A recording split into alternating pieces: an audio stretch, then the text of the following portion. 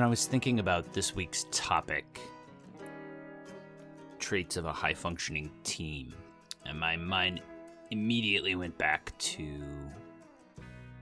what was the first high-functioning team that I was a member of, which was at my high school. We had a military drill team. We'd march around and spin rifles in unison, and very impressive. A bunch of high school kids that we practiced over 200 hours for each drill, and we're focused on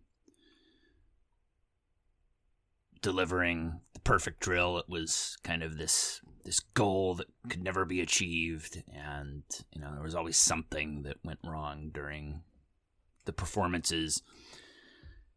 So one night we were doing a dress rehearsal for this. I think it was my second drill. I was only a member when I was in my senior year, and so I did two drills, one mid-year and one at the end of the year, and I'm pretty sure it was the second one we were doing a dress rehearsal for. And I won't get into the specifics of it. We were basically doing a trade where we trade rifles and then stand there and spin them. We're standing really close together, so it looks super impressive, but the way that you do it, it's quite safe, except that I messed up and I placed my rifle incorrectly in my partner's arm. And when he went to start spinning it, instead of it coming down to the side of my body, it came down straight across my forehead. And it's the only time I've ever been knocked out. And one of the things that you're taught at the beginning of the process is never let your rifle hit the floor. Obviously, is a big deal. Don't drop your rifle. And so all I remember clutching the rifle to my chest and crumpling over backwards. And then the next thing I remember is opening my eyes, and the captain was leaning over me, looking down at me, like, "Are you okay?" And I'm like, "Yeah, I think so. I think we can continue." So doesn't really have any application in our episode today, but it's just a funny story that popped into my mind from a high-functioning team. So we will start off then at Valuability, episode 16, Traits of a High-Functioning Team. The Valuability podcast is for financial advisors, business owners, and anyone interested in financial planning, business, leadership, and personal development. We believe that financial success comes from building a plan on the foundation of your values, and building your ability will help you get there. My name is Danforth Fleek. I was a high school drill team member, financial advisor, and product wholesaler for over 20 years in the financial services business. I'm joined each week by my co-host, friend, and mentor, Philip Simonson. Philip has been in financial services for over 40 years in tons of different roles as a financial advisor as well, field leader, sales trainer, and has had senior management positions in a ton of different roles, such as advisor development and field operations. Philip, we usually get to this point in the podcast, and we were joking before we started. Due to our Minnesota heritage, we have talked about the weather absolutely every single time. So we have made a conscious decision that we are going to try and branch out a little bit here instead of talking about the weather each week. And because of that, we also figured out that in one of our previous episodes, we had proposed a math problem, and then we never came back and gave the answer. So we wanted to apologize for that, first of all, and go back, review that question, and go ahead and give the answer. So the question, just to refresh everyone's memory, if you hadn't listened to, I'm pretty sure it was episode 14, if you were buying cars and you had someone that was buying a new car every 6 months. No, every 6 years. Sorry. Thank you. Every 6 years. And someone else that was delaying and essentially getting one every 12 years, what would be the savings over time? And so the calculation that we were looking for was $550 a month saved at 7% over a 6-year period, and then that amount compounded at 7% with no additional contributions for another 6 years. So, Philip, why don't you give folks the answer? Sure. So it's a two-part equation.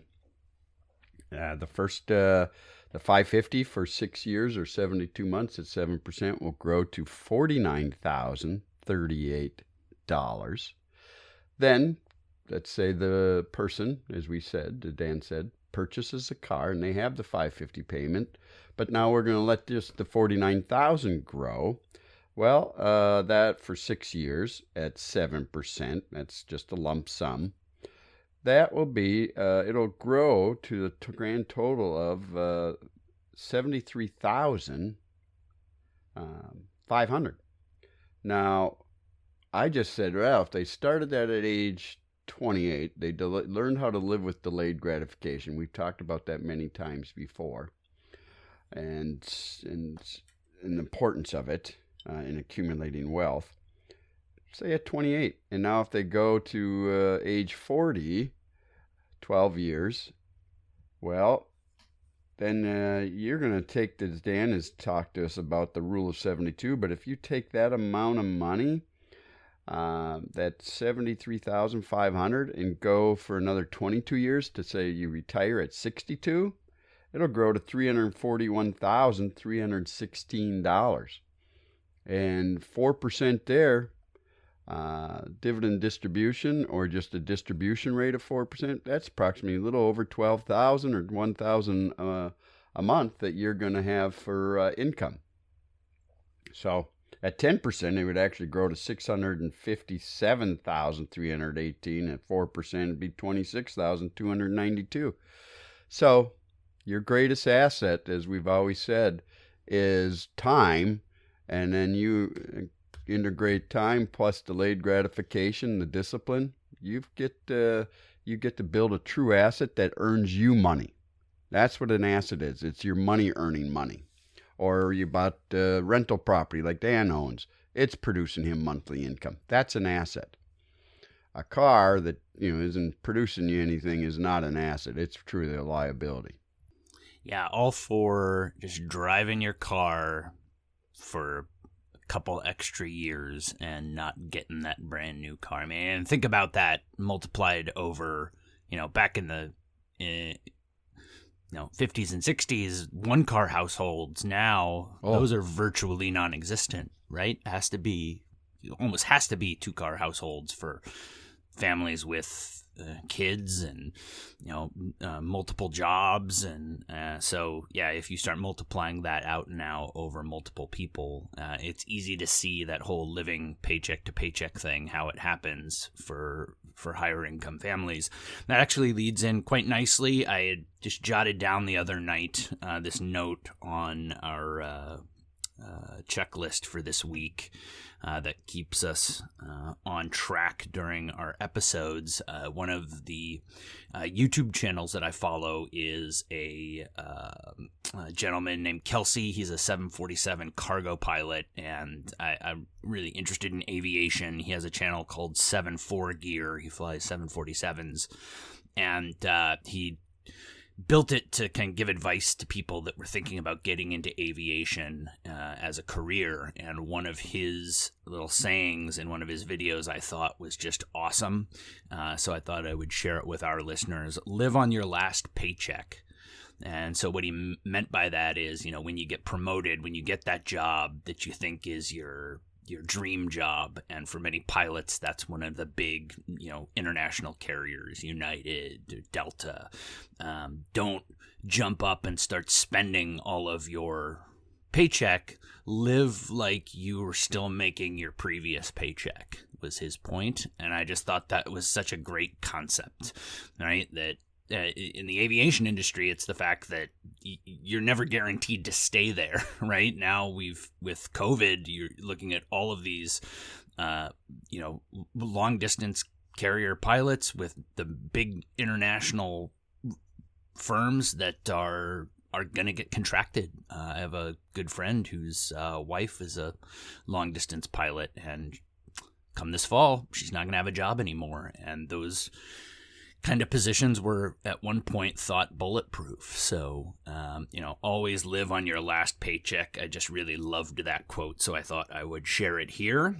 So with that, you can find our podcast at Apple Podcasts, Spotify, Stitcher, TuneIn, or on our YouTube channel. Search Value-Ability on YouTube to find us there, or always on our website, value-ability.com. Click on the episodes tab, and all of our episodes are on our player there.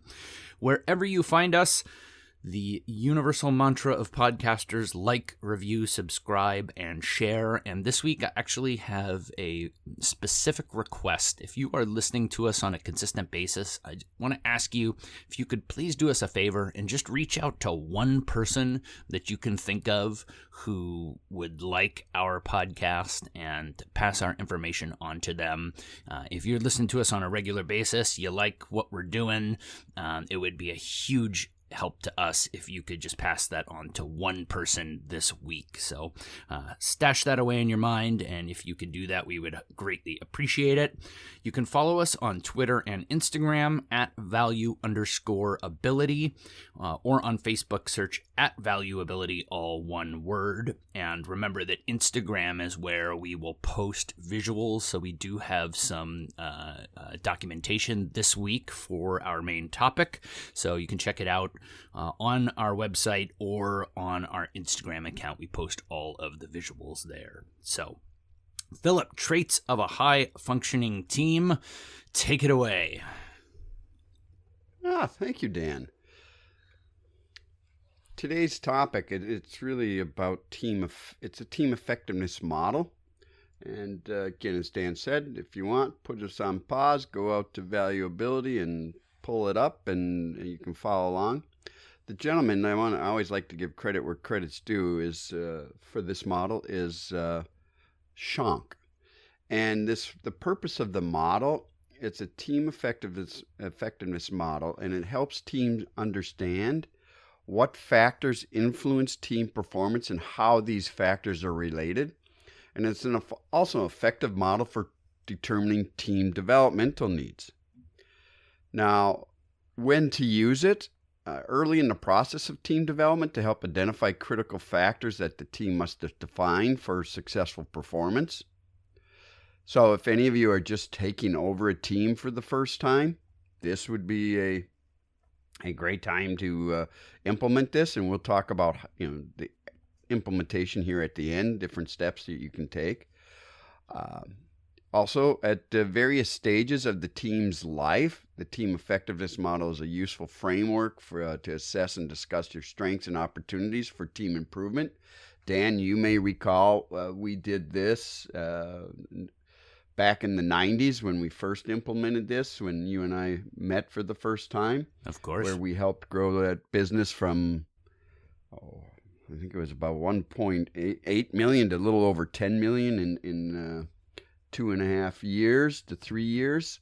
We, in our annual business planning process, we would administer a team assessment questionnaire, and then we would score it, and we would just pick one or two items that we came in low as, and we'll discuss those areas and categories, and we actually then followed up on it.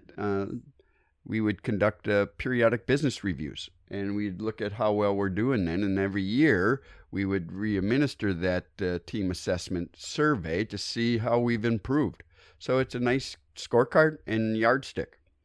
Also, if you happen to have a lot of conflict that might be occurring in the team, you're going to want to know where this conflict arises and where, or its origin. Because one thing you can know about this model, it's hierarchical. It starts at the top. And I'm going to quote Jim Good. He's the author of the book Good to Great. And he really takes this Schonk model here, but adds a little twist to it, another twist. But he said, look, before you figure out, in the Schunk model, it's hierarchical. It's like think of the Mississippi. We live up here. I'm not too far from Itasca County, maybe an hour and a half drive, where it's going to be the source of the Mississippi, where you can literally just step over it. And everything flows south from the Laurentian Divide where I live. Everything on the north side of it flows into the Hudson Bay. So the Mississippi obviously goes down to the mouth to New Orleans. And it's just like the vision. Is you start with the vision. Same thing as starting with the source. From there, you go from vision down. You look at goals. From goals, then you look at roles, and then from roles you look at processes, and then you look at relationships. We're going to cover characteristics of functioning teams in relationship to those categories, as well as poor functioning teams. But if there's a problem and if there's conflict occurring, like an example, if it's around processes, it could be around who owns it. How's this process related in process, or processes related to our goals? And how's the goals related to the vision? So it'll help you diagnose using it's a great cause effect tool to see where the conflict or pinch point is occurring. So, but Jim, going back now, what Jim just said, before you figure out that vision now, he said, his quote was, and I think I have it right. Look, first thing as the leader, one of the things you have to do is you got to make sure you get the right people in the right seat in the bus before you determine the vision. The vision is going to point you down the right direction. So it starts in the recruitment process. Now, let's go through some of these factors and just review the model with you in a little greater detail. First one, above, even before the vision and part of the assessment that we conduct for people who are interested, is the environmental influences. All teams operate within a larger environmental or the outside world or the marketplace and how it impacts their organization. Now, examples of environmental influence, it could be policies and procedures. And many of us who might be listening are in the financial services industry. That's the SEC, that's FINRA. Then it could be systems, the rewards and communications, the organizational structure, or again, the outside demands of clients and regulatory agencies, like I've just mentioned, the SEC and FINRA. So you need to look at how, particularly their well-functioning teams with who are connected with their environment. Well, one of the things you'll know there is there's no gap between what they're doing and what the end client wants. So that's very important. Now, then you've got let's take vision. And the vision, as we've talked about before, that's like the lighthouse. I grew up was raised in Duluth, Minnesota, on Lake Superior, great inland sea. That lighthouse down at the pier, it helps those ships enter the pier the harbor safely, in particular when we have storms or heavy fog. That lighthouse is your vision. It provides the clarity. It should be something that's shared amongst you all, and it excites and energizes and motivates you. The acid test of that is, it gets you up out of bed in the morning. And everyone should be able to recite that vision. It should be just one sentence or less. So that's a well-functioning team that scores highly on that. And the scorecard, this assessment that we can provide you, it's scored 1 out of 5. 4 and 5 are scored high. A 3 would be, that's a neutral. They're indifferent. 1s and 2s are lows. So, again, for a vision, it'd be get a 4 or 5. Hey, it's clearly articulated. I'll jump in real quick and just make a point, for our business. This vision and focus has been really crucially important. A number of times as we've been building this out, we've had to take a step back and say, where's our lighthouse? Why did we start this? What was our original set of goals, what we were originally trying to do. And there's just two of us. I mean, you would think with just a company of two people that, hey, you'd be laser focused and, you could just stay on course. A couple of times we've had to take steps back and say, hey, we're going down a road that doesn't align with our original vision. And, on the fly, because we're a small outfit, we can say, oh, okay, well, has our lighthouse changed? Nope. Okay. But with a bigger group, you only do that on a, annual basis and take a look at, your vision shouldn't change, but, maybe individual goals will over time, or, where your goals are aligned and things like that. But with a bigger group, it's huge to have that, because with you add more people, more complexity, there's more people's ideas, and it's not always a negative thing. A lot of times it's a positive thing. It's what's happened with us. We've been, this is a super interesting, idea or opportunity. Let's, follow that road a little bit. And then we get down it and think, oh, wait a second, this really isn't, following the road that we set out. So I just kind of wanted to share that, even from a small organization, having that focus from the top, as you said, that hierarchical, everything flows down from there, is super important. So with bigger teams, it's absolutely vital. Yeah, and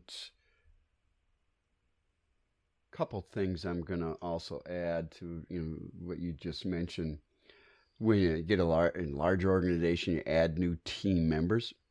That's a great time during their recruiting and selection process, when you're sharing this Schank model, team also known as the team effectiveness model. Particularly, you want to share with them your vision.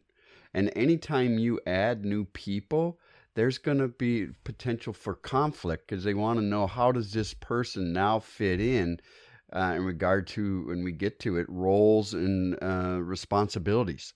So that needs to be communicated and shared to the team, how this person is going to fit into the model and what they're going to end up owning. Is it a process? How does their work align to the goals? And they're going to want to know that, because the best time to control role perception, and that is, do you accept these tasks as part of your job, is in the hiring and selection phase. So that's, I will just, you raise a great point with that, Dan. And then in particular now too, that hierarchical, whenever you have conflict, again, start flowing back up the stream here, because this again goes from vision to the goals, down to roles, to processes and relationships. So now let's talk about goals. So a well-functioning, performing, highly effective team here, for one, a team exists when members share responsibility for accomplishing a common goal. It's important then that the team identifies those tasks, and could be other goals to achieve, little goals to get to the big goal, the common goal, that require interdependent actions, and those that do not.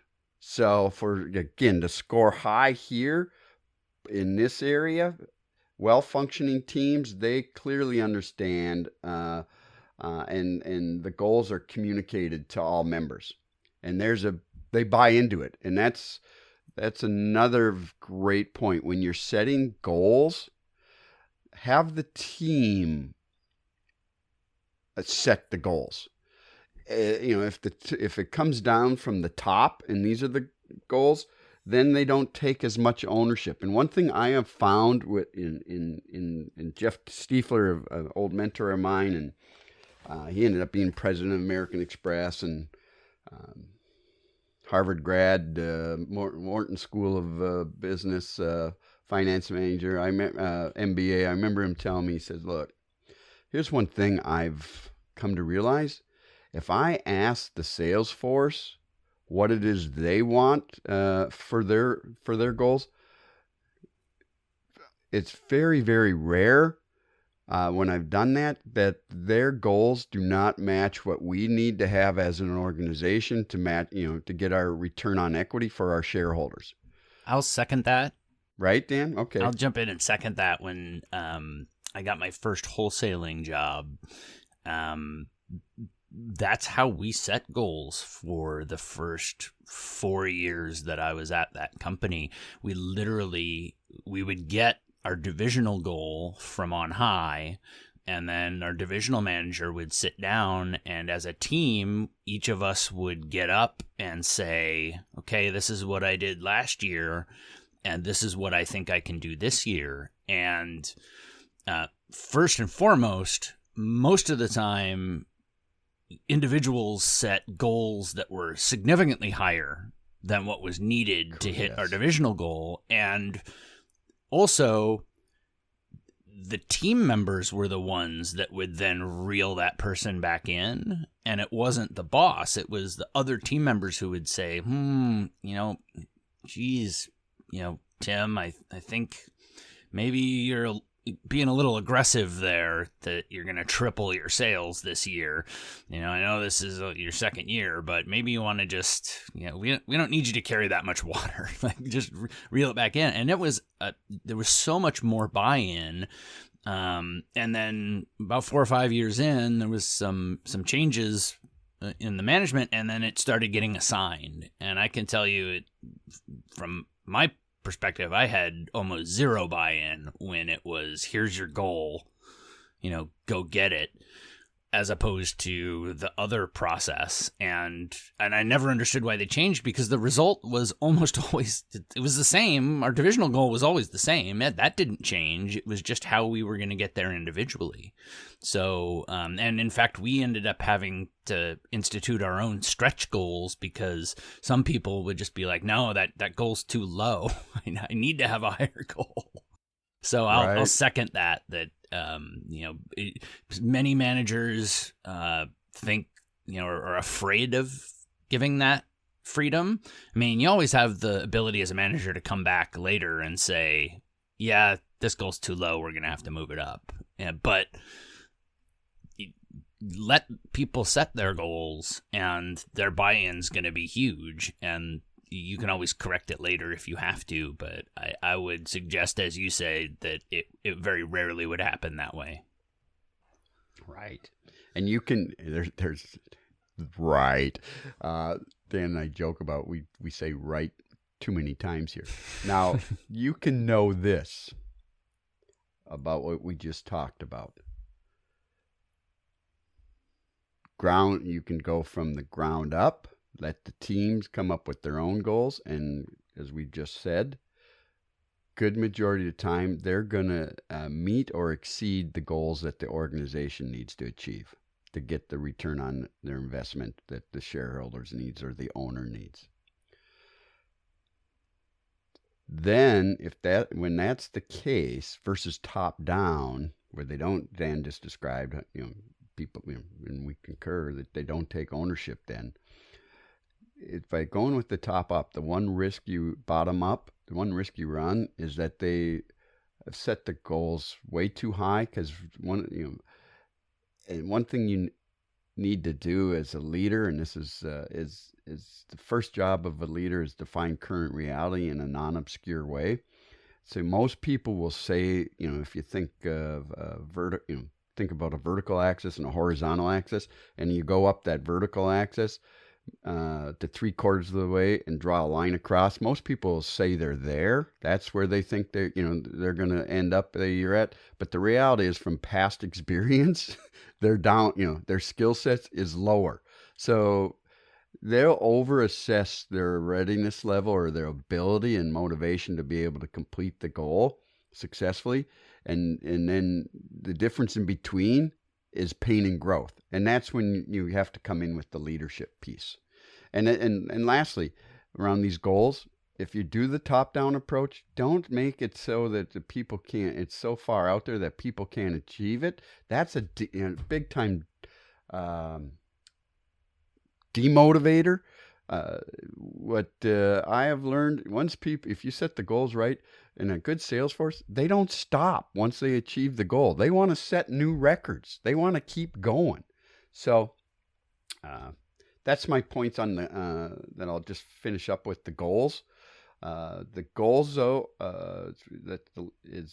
again, should just be aligned with the vision, and they do not conflict. Then you're going to come to the roles.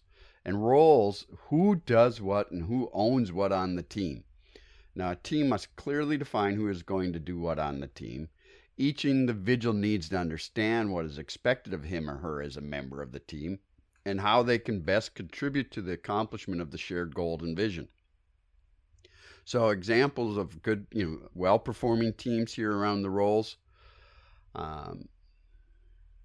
Everyone understands their roles. They understand their expectations and the authority of, and there's a strong agreement and ownership of their roles. And the leadership is clearly defined too. Who is the leader here of the team, and flexibility is, and also there's flexibility in regard to the of roles to meet changing demands as things. We're a fluid organization, and the markets are changing all the time. So you got to make sure you're fluid. So there's constant communication around this, and how some roles might have to change during that period. So from roles, though, you go to processes, and around the processes, in particular with well-functioning teams here, again, let me just vision, goals, roles, then processes. And the processes, this is the way in which the team accomplishes its work. It's important for the team to have some agreements on how the work will be done, such as decision-making, communications, and meetings. This is particularly, those are some big processes. And they need to, there should be some norms set up, around, let's just take a process such as a meeting. Well-functioning teams will have norms around meetings. What we used to have, you probably recall, Dan, we don't have you don't conduct a meeting unless there's an agenda with a clear purpose and outcomes. It should be, distributed, not all the times, but should be distributed before the meeting, so that people can look at that and say, yeah, well, we forgot this piece. Let's make sure that's part of the agenda as well. Meetings start on time and end on time. Now, because you end on time, there always is going to be more work than there is time.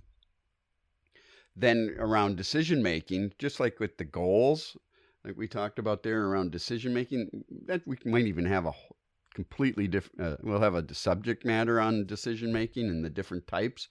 But one that we used to use, and Dan, you probably remember this one, I called it the red, green, and yellow. Just think of it like a stoplight for you to be green. Hey, here's the decision we need to make. We've got more than one person, we're never probably going to, maybe two you can, but you're going to get 100% agreement, 100% support. We don't even strive for that if you have more than two people. What we strive for is 70% agreement, 100% support. And what support looks like is, as soon as this meeting's done, you don't start doing hallway management around the water cooler. I just agreed, said I was in agreement, but there's no way I am. That's undermining. No, that's not the behavior here that is acceptable. So 70% agreement, 100% support. If you have doubts, and that's a yellow. Yellow is, I need some more clarity. Because I'm going into this thing with caution. I think again, the traffic lights. But geez, if you here's the question I have, and here's where I need some clarity. And once I get that, I can be 70% agreement, 100% support. And then a red is, no, I'm opposed. And it's okay to be opposed. I call those sometimes the black hat thinkers. They're critical thinkers.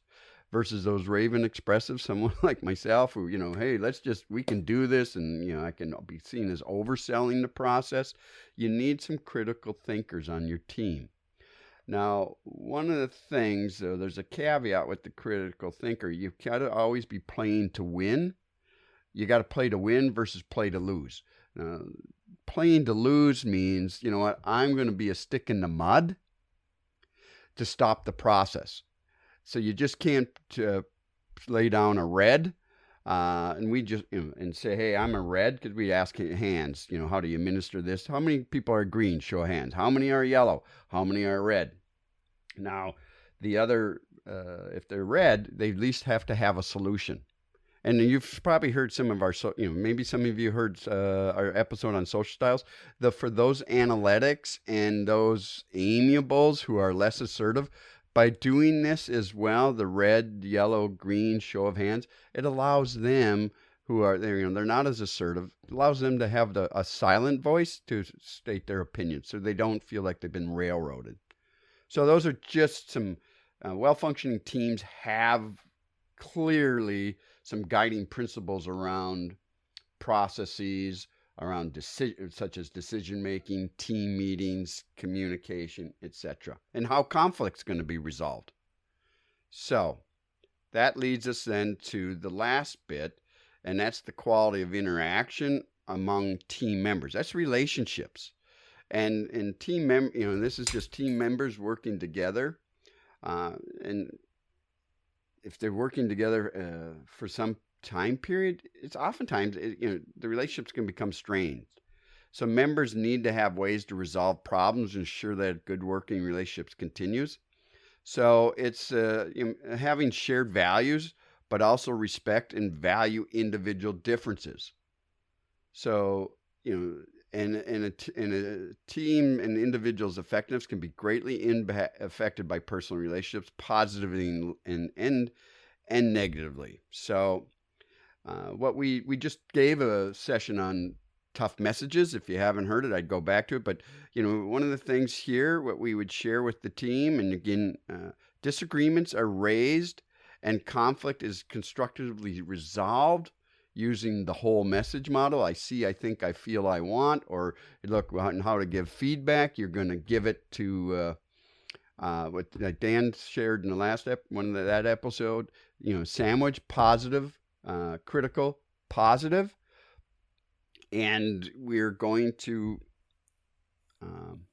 have those who are impacted, work it out themselves first. Then if they can't work it out, then come to the leader to help get it resolved. But they need to, guiding principle, if there's conflict, you should have the courage to address it amongst, with that person. And if it still can't be resolved, then that's when you bring it up. Dan, anything, before I do a shameless plug, that's the model. Team effectiveness model. There's a team effectiveness assessment measurement survey, as I said. If any of you are interested in this model and learning more about it and how it can assist you, give us a call, and we can work with you. And a couple of ways we can work with you. We can administer the tests to your team, and then it can be seen as confidential. We'll score it, and then then we can interpret it for you, so that then you can deliver it, or you can hire us out if you want, also just to facilitate that meeting. Sometimes it's hard to wear both hats as a leader. I've tried it, where you're the facilitator as well as the leader. It's nice to have someone outside come in and help you with the facilitation and keep the process moving on, and be a third-party objective person, picking up on tonalities and nonverbals, and raising that and say, hey, here's what I'm observing, here's what I'm seeing, am I reading this right? A facilitator can do that better than a leader. Yeah, you even hired a outside facilitator when we did it. Just easier to have the leadership role separate from that facilitation role in those kind of meetings. So, a couple of things that I'll follow up on. When you're talking about goals, it just reminded me of our previous episode when we were talking about taxes, and looking at taxes as, hey, gee, it's terrible that I have to pay these taxes because I have all this income, right? The goals and especially the bonuses tied to those goals, sometimes I've seen leaders where they're like, yeah, well, if we don't hit those goals, I don't have to pay those bonuses. You want to be paying those bonuses. Like you want to have people hitting those goals and getting that positive feedback and getting that bonus. The short-term monetary gain that you get from not paying out a bonus is minuscule in comparison to the amount of energy that a team gets from getting bonuses and achieving those goals. And so I think your point to making those goals achievable, and if you're doing the bottom up goal setting, don't let people set these high, pie in the sky goals that they're never going to hit, because it is demotivating when you get into it. Or also you get through the year and you realize that you're not going to hit that goal. Don't be afraid to revisit it mid-year and make it more attainable. So, because people will give up mid-year. If your goal's 20% and you're at trending towards 8% halfway through the year, it's not likely that you're going to get that goal. Don't be afraid to revisit those. And likewise, we always had stretch goals too, right? Whether here's the goal we want to hit, but hey, if we hit that, then we've got this other goal on the other side of that. So on the other side, you've got that as well.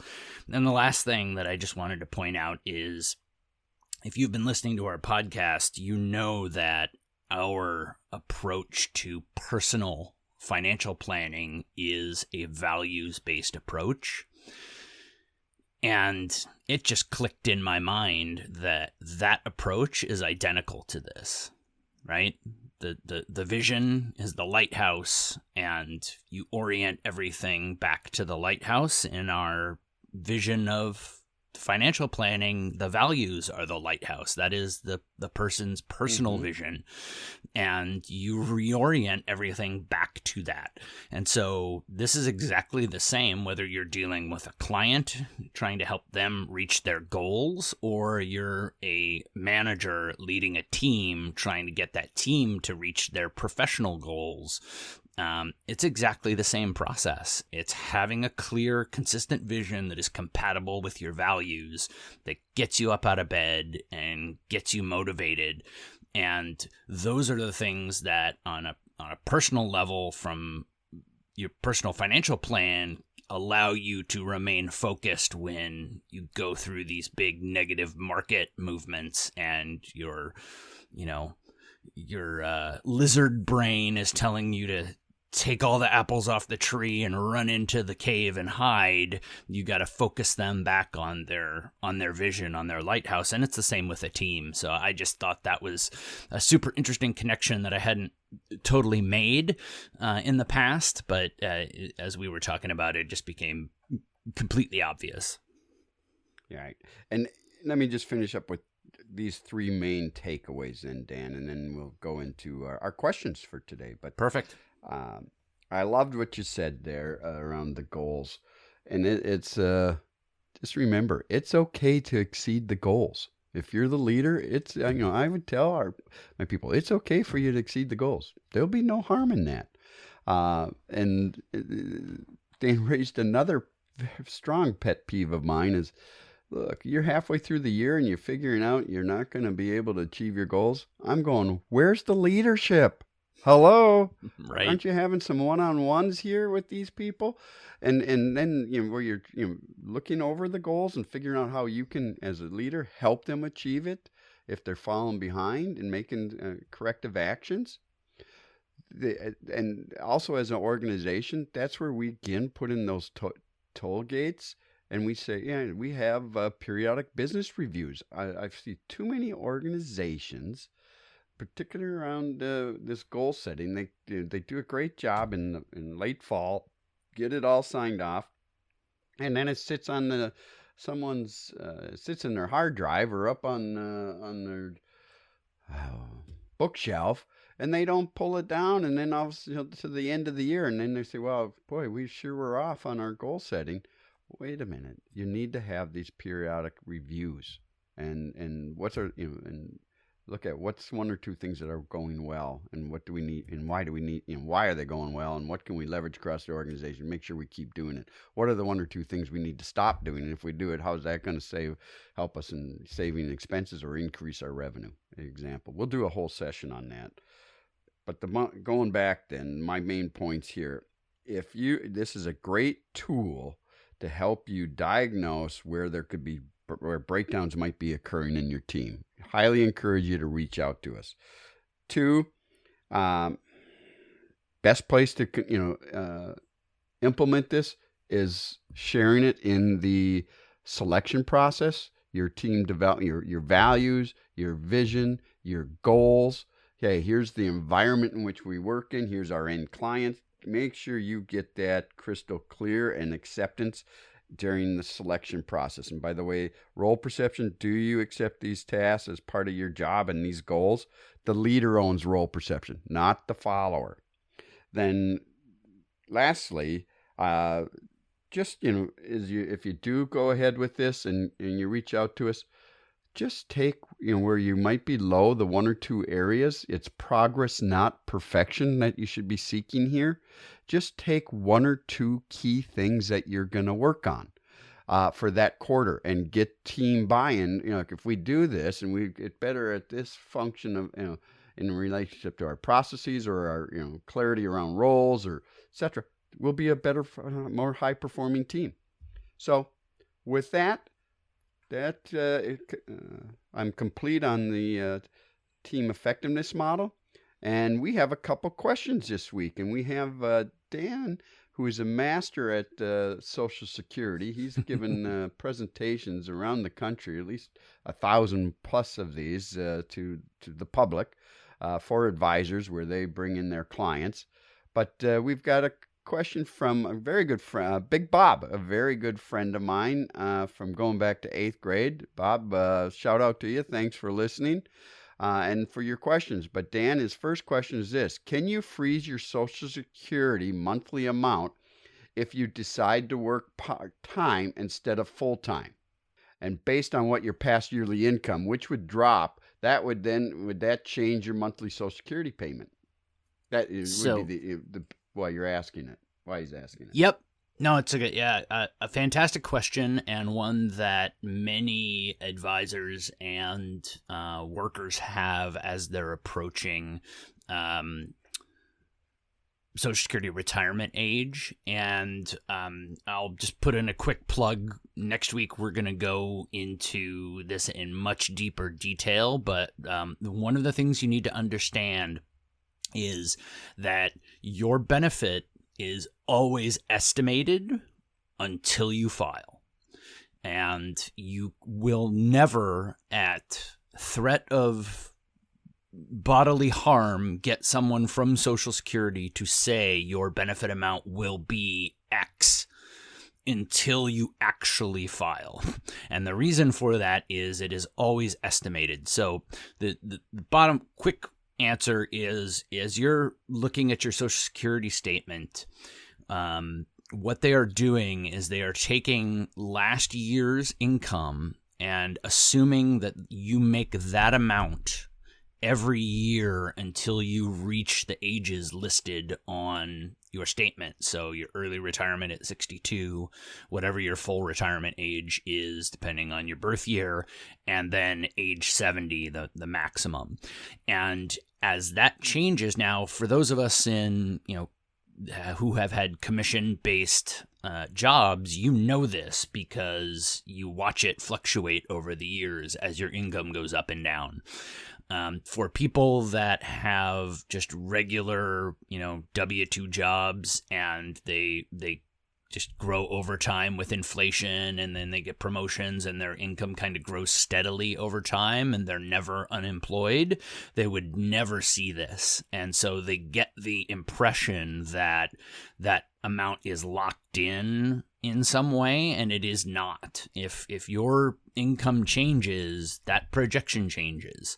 And so the answer is no, you cannot freeze your Social Security amount, and it is totally dependent on what you actually earn in the future. Now, there is a quick little trick to knowing what your benefit amount is roughly if you were to stop working entirely today, and that's your disability amount. It's also listed on your Social Security statement. And because that amount is your retirement amount, it just assumes that you become disabled that year and never earn anything more. Now, that's not entirely true. When you get close to retirement, that becomes a little bit different. But if you're younger, if you're in your early 50s, that number is a pretty good approximation. Now there is a great tool on SSA.gov that actually allows you to go in and change that forward-looking number. So essentially, there's a calculator that says, if I made, $40,000 last year, that's the number that shows up on my statement, but the calculator allows you to go in and say, well, what if I only made 20,000? As this question is asking, going to part-time, it will affect that. Now, the closer you get to that date, the less that's going to have an impact, because you've already filled up a ton of your 35 years, which is what's used to calculate. So it becomes less and less closer to, but the bottom line answer is no, it does not freeze. But I would say work with an advisor or go to SSA.gov to figure out what that impact would be. Thank you, Dan. Here's the next question we received. I've been on unemployment since 1/8/20. Does the Social Security Department count that as normal income, which would then change my monthly Social Security payment? So I had a little bit of a hard time. I think this is asking, does it count as income towards my towards what my benefit amount is? And I do not think that is the case. I don't think you pay. I mean, the short answer is if you're not paying FICA taxes on it, it's not counting towards your benefit. And my understanding is that they do withhold income taxes from unemployment benefits, but not FICA taxes. And so I do not think, I could not find the answer to that question. Now, the other side of that potential question is in the early filing. So this question may be asking, if I decide to file for Social Security, there is an income limit if you're under your full retirement age. Does unemployment count towards that income limit for having your benefits withheld? We'll get into this in much greater detail next week, but the answer to that question is no. It does not count. Only earned income counts towards that withholding. So if the question is, hey, I want to file now, but I want to know, can I get unemployment benefits and Social Security at the same time? Yes, you can. Unemployment is a state-run program, and Social Security is federally run, and they do not impact each other there. The question may be, though, is my unemployment counting towards my benefit calculation? And I don't think so, but I'm not 100% sure on that. I'll do some additional check back next week, and if I find a more definitive answer, we will cover it next week. Good. Well, Dan, thank you, and thank you for our listeners for writing those questions in. I would encourage our listeners again, if there are questions that you have in relationship to finance or leadership development or the sales process, do not hesitate. We appreciate and actually love receiving your questions.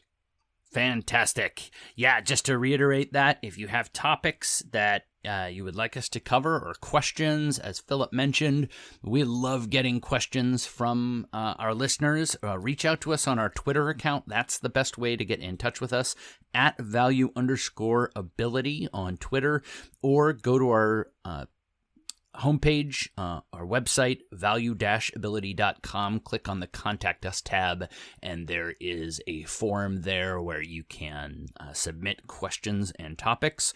Or you can always find us on Facebook as well. Search @ValueAbility, all one word. We do have a mailing list. You can sign up for that on the value-ability.com website. Also under the Contact Us tab, if you would like updates as to what we are up to and information on upcoming episodes. On that note, next week, the Basics of Social Security Part 1. We will be doing 2 episodes about the basics of Social Security starting next week. Wherever you find us, please like, review, subscribe, and share. And again, I will reiterate our request. If you are listening to us on a regular basis, if you could please reach out to one person this week and share our podcast with them, we would really appreciate it. What traits of a high-functioning team do you think are most important, and why? Reach out to us on one of our platforms and let us know. The high-functioning teams that you have been a part of, what has been the one characteristic that you have found most important, and why? As always, thank you for listening. Don't forget to join us next week, and until then, remember that financial success comes from building a plan on the foundation of your values, and building your ability will help you get there.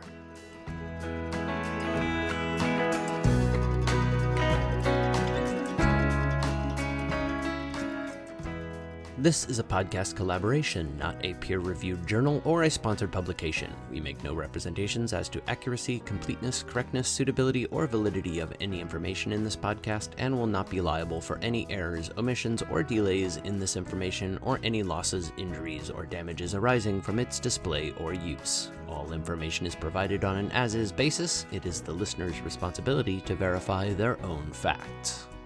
You should be aware of the real risk of loss in following any strategy or investment discussed on this podcast. Strategies or investments discussed may fluctuate in price or value. Investors may get back less than invested. Investments or strategies mentioned on this podcast may not be suitable for you.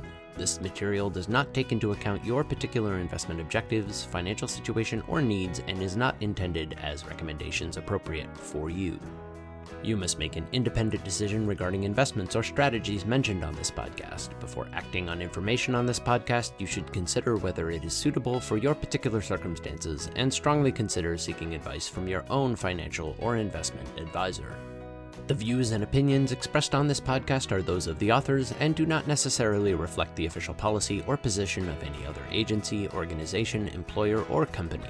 Assumptions are not reflective of the position of any entity other than the authors, and since we are critically thinking human beings, these views are always subject to change, revision, and rethinking at any time. Please do not hold us to them in perpetuity.